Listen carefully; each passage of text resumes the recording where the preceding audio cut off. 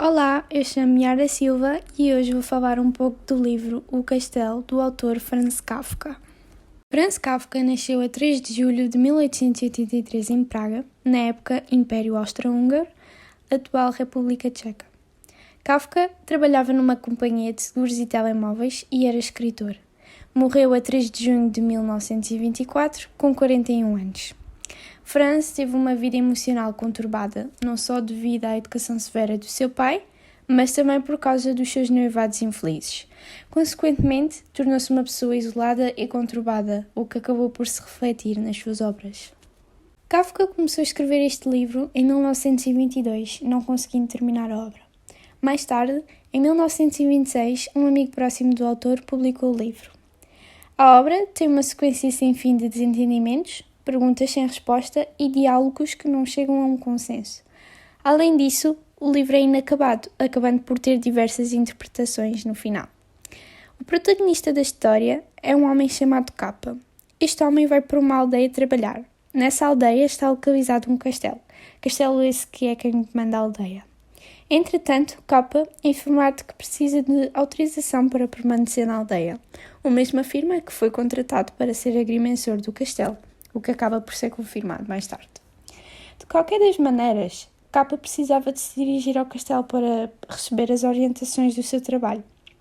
As pessoas daquela aldeia eram muito arrogantes com o homem, desse modo o mesmo tinha de encontrar o castelo sozinho. Essa jornada acaba por ser muito difícil. Quanto mais Kappa procurava, mais longe ficava do castelo. Ao longo da história, o protagonista é visto como um homem insistente, e o autor não demonstra isso como uma qualidade, e sim como um defeito. Dessa maneira, como Kappa é insistente, acaba por ter uma certa fixação pelo castelo, por o querer encontrar o castelo. Depois de ler o livro, apercebi-me que o momento que mais me marcou foi o facto do autor reforçar a insistência e a fixação que o personagem tinha em encontrar o castelo e a necessidade que o mesmo sentia em integrar-se na aldeia.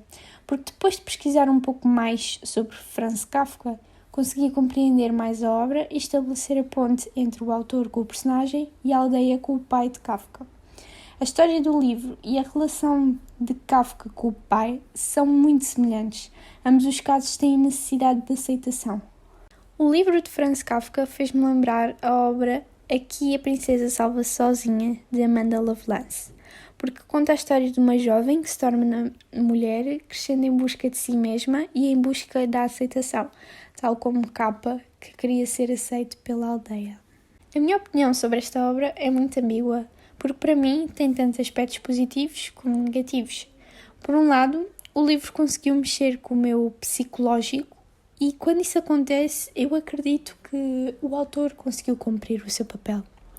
Além disso, Kafka começou por escrever o livro em primeira pessoa, mas ao longo da história muda para a terceira, o que acabei por achar interessante, porque isso acaba por deixar o leitor perdido, tal como o personagem se encontrava. Mas, por outro lado, achei a narrativa muito confusa. Consequentemente, houve momentos em que tive de ler em voz alta para entender o que o autor queria dizer. E o facto dos capítulos serem muito extensos, havia diálogos em que uma fala de um personagem ocupava 3 ou 4 páginas, por isso achei a leitura um pouco cansativa. Por fim, eu recomendo a leitura deste livro às pessoas que são curiosas e que gostam de livros com finais abertos, já que é o que o livro nos oferece.